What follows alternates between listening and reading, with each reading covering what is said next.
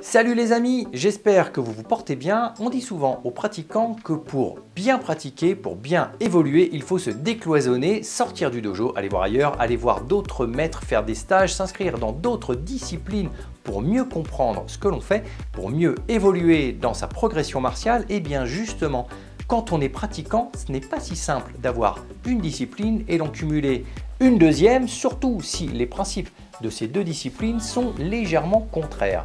Eh bien, il existe quelques principes, quelques méthodes, quelques conseils à observer si l'on veut pratiquer correctement. On voit ça ensemble, c'est parti.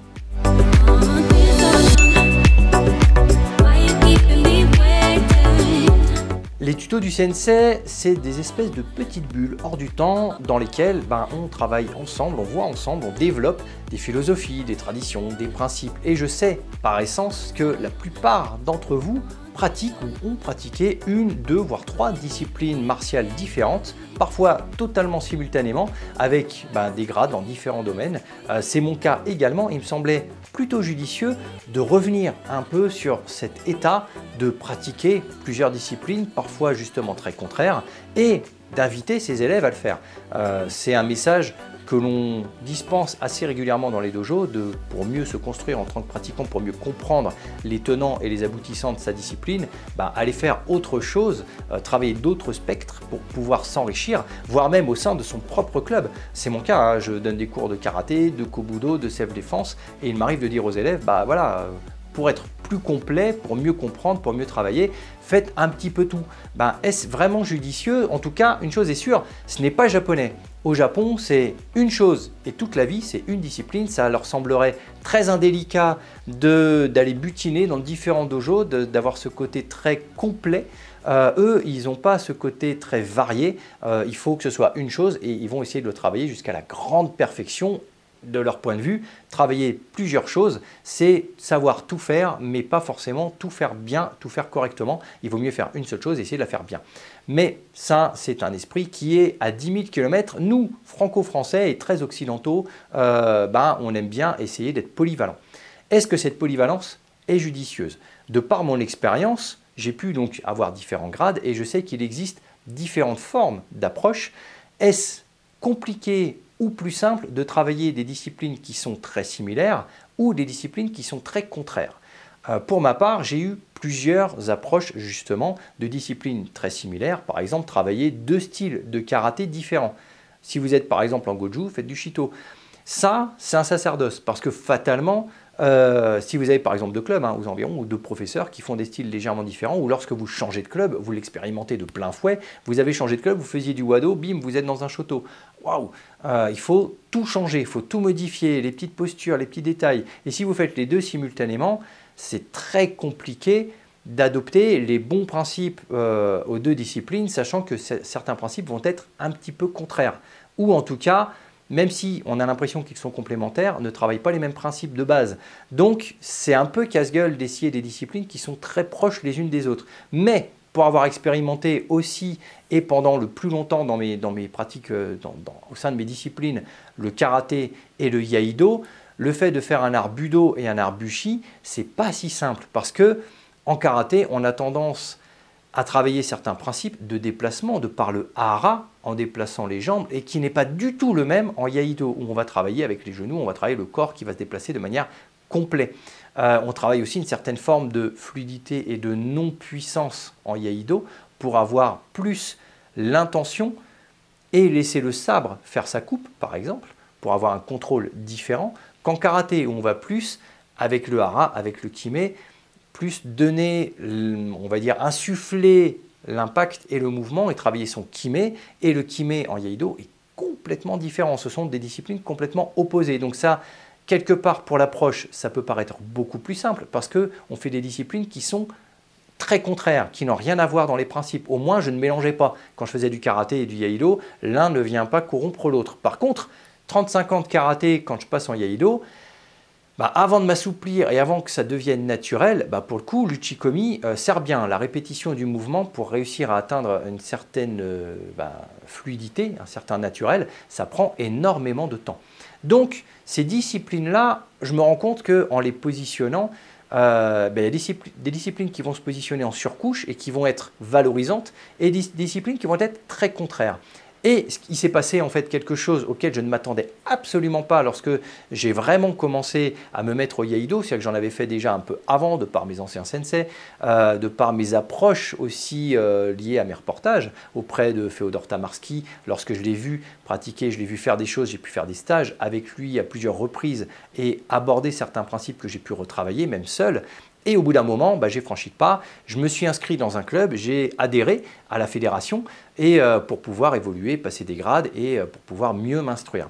Lorsque j'ai fait cette démarche-là, je me suis rendu compte de quelque chose justement d'inattendu et qui m'a vraiment frappé et qui m'a totalement impacté dans ma pratique du karaté, c'est la passion que j'ai commencé à mettre dans le Iaido. Car j'ai découvert une nouvelle culture, une nouvelle histoire, de nouvelles traditions et vous connaissez ma passion pour ces domaines-là. Et j'ai commencé à faire énormément de recherches dans ce domaine, énormément de pratiques pour comprendre ce que je fais, les tenants, les aboutissants, les contextes, mais aussi que ça puisse s'intégrer corporellement parlant. En termes de coordination, certes, mais en termes de compréhension, de souplesse, d'énergie, il y a beaucoup de choses. Et en fait, plus je faisais du Iaido, plus j'étais passionné, je me concentrais là-dessus, et moins je travaillais mon karaté. En tant qu'enseignant, en tant que représentant et voire justement lorsque je vais faire des voyages à Keio, démonstrateur de certaines disciplines dans certains événements, ça devenait très problématique parce que j'avais vraiment cette sensation, pour le coup, d'arrêter de travailler mon karaté, d'arrêter mes recherches, d'arrêter de faire mes katas. Vous savez, ici j'ai mon petit dojo à moi, privé, donc régulièrement quand je suis à l'étage, entre guillemets, pour préparer, pour m'échauffer dans ma journée, je fais mes katas. J'essaie d'en faire autant que je peux pour qu'ils ne sortent pas de ma tête. Et puis dans une forme, même si ce n'est pas dans une forme extrêmement violente, avec du kiné, peut-être dans une forme de gymnastique aussi pour pouvoir préparer un petit peu les choses et pour pouvoir ne pas les oublier. Et bien ça, j'avais arrêté de le faire au profit justement du Iaido. Et je me suis rendu compte au bout d'un an ou deux que plus j'allais monter mon Iaido, plus j'allais descendre mon karaté. Et j'avais cette position au sein du domaine du karaté à travers laquelle je ne pouvais pas régresser. Donc, j'ai cessé radicalement de pratiquer le Iaido. J'ai totalement stoppé la discipline pour me remettre au karaté, pour me remettre à niveau, pour retrouver les compétences que j'avais. Et petit à petit, au fil du temps, j'ai, de manière très distillée, commencé à retrouver le chemin du Iaido parce que ça m'a quand même aussi énormément manqué, mais aussi en me basant sur une autre facette du cumul de disciplines qui est la surcouche. Ça, je l'ai expérimenté en faisant par exemple du Kyusho. Et il y a plein de disciplines comme ça, que ce soit les Kansetsu Waza, vous savez que j'aime beaucoup les Kansetsu Waza, le travail sur les clés, les torsions, les contrôles, les maîtrises, les verrouillages articulaires, que ce soit les clés de doigts, de poignet, de coude, d'épaule. J'ai vraiment, pour le coup, essayer de me spécialiser là-dedans, sans dire que j'arrive à un niveau d'expert. En tout cas, j'arrive à vraiment plutôt bien me débrouiller, car c'est quelque chose qui, pareil, m'intéresse énormément. C'est de la physiologie pure et dure. Et intégrer cela à une discipline telle que le karaté, c'est une deuxième discipline qui vient en surcouche. Car justement, au sein du travail par deux, que ce soit à travers un Yakusoku Kumite, que ce soit du Kyon Ippon Kumite, de l'Ippon Kumite, du Ju Ippon Kumite, voire même du Ju Kumite à certains niveaux, que ce soit du travail de bunkai, d'application ou simplement au sein d'un exercice technique en cours, en classe, je me rends compte que le travail des clés, il vient compléter le travail de base des blocages et des percussions. Ça, c'est hyper intéressant. Le travail des projections, j'ai vraiment fait un énorme aussi travail au fil de mon évolution martiale et à travers le Go-Shinjutsu pour bien comprendre ce travail de projection. Pour moi, le Go-Shinjutsu, c'est justement cette liaison entre le pied-point du karaté, le sol du judo, les clés, les kansetsu pour les contrôles. Cette self-défense japonaise, elle vient vraiment synthétiser ces centres-là. Donc, le fait d'avoir énormément travaillé de manière très judoka, toutes ces postures qui permettent, et ces déséquilibres, et ce vide, et cette balance qui va permettre justement de faire des balayages, des amener au sol, des projections, appelez ça comme vous voulez, ça m'a permis aussi d'en faire une surcouche à mon karaté. Ça vient compléter. Et les Kyusho, c'est pareil. Ce qui m'a intéressé, la première chose qui m'a intéressé lorsque j'ai découvert le Kyusho, c'est justement, quitte à frapper ou quitte à bloquer, si j'arrive à le faire à certains points précis, ça vient enrichir l'efficacité de ma pratique purement karatéka. Donc, je viens améliorer un petit peu par certaines choses, quitte à saisir ou être saisi, quitte à attraper pour faire une clé, quitte à choper pour projeter. Si en plus j'arrive à toucher certains points sensibles et à créer des cycles de destruction ou des méridiens, ou travailler sur l'énergie du corps humain, bah, je vais pouvoir être simplement un peu plus efficace. C'est trouver une architecture qui va me permettre d'être plus efficace. Et en fonction de la posture de mon adversaire, si justement une clé, un kansetsu n'arrive pas à se faire correctement, je peux peut-être rebifurquer sur une posture qui va me permettre de faire un balayage ou une projection. Et peut-être que dans tout ça, une fois qu'il sera au sol, j'aurai des points de pression. Donc ce sont des surcouches. Et je vous invite grandement, si vous pratiquez une discipline, à commencer des disciplines annexes qui sont des surcouches. Si je prends l'exemple du karaté et du iaido, ce sont des disciplines qui sont vraiment en rupture. Je ne peux pas faire une surcouche de iaido et de karaté parce que si je fais du karaté, ce n'est pas en hakama avec un sabre.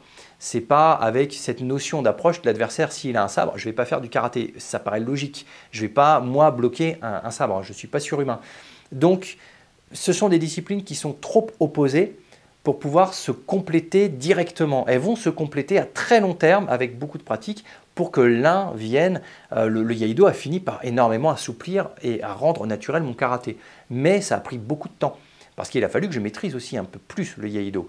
De base, commencer faire par exemple du judo en plus du karaté, c'est extrêmement valorisant pour votre karaté parce que dès que l'adversaire sera dans votre maai, dans votre proximité, vous saurez comment interagir pour pouvoir l'amener au sol. S'il vient vous saisir, en kumikata, vous savez que vous avez des choses, des points de pression sur lesquels vous pouvez travailler en kyusho, mais aussi des torsions, des applications sur les doigts ou sur les poignets, sur l'épaule, sur le coude, sur la gorge, sur les chevilles, pour pouvoir justement, un peu dans l'axe jujitsu que l'on travaille dans le Goshinjutsu, pour pouvoir justement amener par exemple la personne au sol ou pouvoir la manipuler, la maîtriser, la contrôler, la dominer, briser des choses. Tout ça, c'est des surcouches qui vont compléter votre discipline. Donc, mon conseil, c'est subjectif, hein, ça vaut ce que ça vaut. Et je fais rarement ce genre de choses parce que généralement, on développe des sujets et je vous délivre les messages sans forcément vous donner mon point de vue. Mais de par mon expérience martiale, mon conseil, c'est si vous souhaitez commencer des disciplines, plusieurs disciplines martiales, prenez une discipline, une deuxième discipline qui complète la première, qui vient en surcouche, comme je l'ai fait dans mon karaté en intégrant une surcouche de judo, une surcouche de kansetsu waza, une surcouche ensuite de kobudo, parce qu'il y a beaucoup de kata de kobudo qui font travailler en désynchronisé les hanches et les épaules, plutôt que de travailler sur un pivot hanche, et qui est hyper valorisant sur la mobilité ostéo du karaté.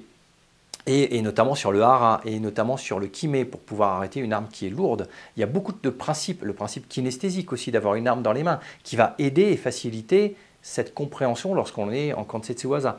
Donc, le fait d'avoir du karaté, du kobudo, des kansetsu, du kyusho, toutes ces choses-là viennent enrichir le karaté et ne viennent pas en fait m'éloigner du karaté.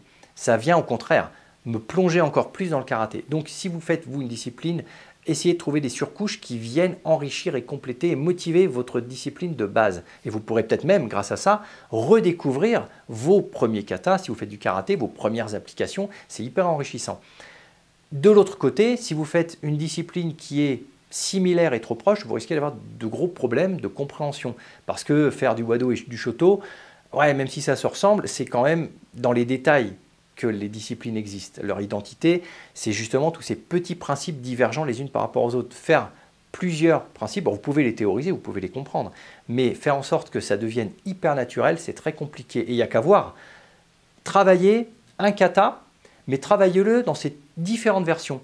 Faites par exemple un teki et un naifanchi, et avec toutes les versions des naifanchi, les motobu et ainsi de suite. Faites un NP, mais ce NP, faites-le en mode Kyozo, faites-le en mode Shitei, faites-le en mode tradi, par exemple en mode Keio, faites-le en mode Wonshu, et vous allez voir qu'à connaître un kata, mais dans plein de versions, lorsque vous refaites le kata, waouh, vous avez tendance à passer de l'un à l'autre. Vous avez tendance à les comprendre, ne serait-ce que si vous faites du karaté, quand vous faites Kankudai, il y a beaucoup d'élèves qui finissent par se tromper dans Kankudai et repartir, par exemple, sur un Yondan ou sur un Godan.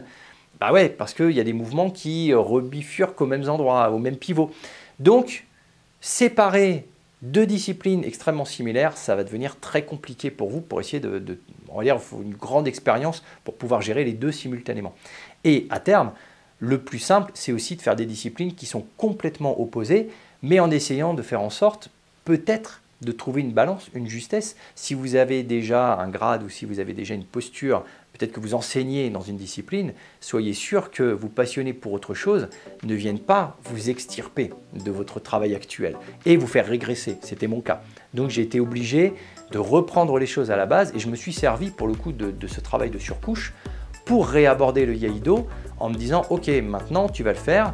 Mais j'ai aussi été mieux cadré, j'ai trouvé un autre professeur, un autre sensei de Iaido qui m'a énormément aidé à faire la part des choses et à ce que le Iaido puisse enrichir le karaté à certaines façons et que mes bases de karaté viennent se transformer. Il m'a donné des principes de transformation pour pouvoir mieux comprendre ce que je faisais en Iaido. Ça m'a énormément aidé à évoluer et à me passionner, mais toujours en essayant de garder cette distance et cette justesse. Donc c'est très complexe, évidemment. Vous, si vous avez déjà cumulé des disciplines, c'est très intéressant, donc n'hésitez pas à me mettre des commentaires de ce que vous pouvez faire. Je connais déjà certains d'entre vous, je sais que vous avez plusieurs cordes à vos arcs, donc n'hésitez pas à me dire comment ça s'est passé, comment vous avez découvert, quelle était la motivation pour compléter votre évolution martiale et surtout quelles sont les difficultés que vous avez pu rencontrer, comment vous les avez surmontées, comment est-ce que l'un ne vient pas entacher l'autre. C'est hyper intéressant parce que beaucoup de débutants souhaiteraient passer à 2 disciplines. Le club d'à côté, ils font un truc, ça a l'air sympa, j'aimerais bien me mettre aussi tiens, au tir à l'arc, au kyudo, mais est-ce que quand je fais du karaté, est-ce que c'est pas trop, est-ce que c'est possible, est-ce que on n'est pas encore en train de parler de est-ce que je vais blesser la susceptibilité de mon sensei si je vais dans un autre dojo. On a fait un petit tuto l'été dernier là-dessus, hein. On sait que ça peut arriver, mais là je parle vraiment concrètement dans sa pratique. Comment évoluer? Partez du principe que de toute façon, c'est vous le capitaine de votre bateau, hein. C'est vous qui avez vos objectifs et votre voie, on en a parlé la semaine dernière, hein. Vous êtes sur votre voie, ça va prendre du temps. Si vous voulez faire une autre discipline, rien ne doit vous empêcher de le faire, hein. Il faut juste essayer de le faire avec les bons outils pour être sûr que ce que vous allez faire ne vienne pas justement faire une dérive dans le chemin que vous vous étiez fixé en premier lieu. Voilà, c'est tout pour aujourd'hui. Allez, passez une très bonne semaine, à bientôt, ciao.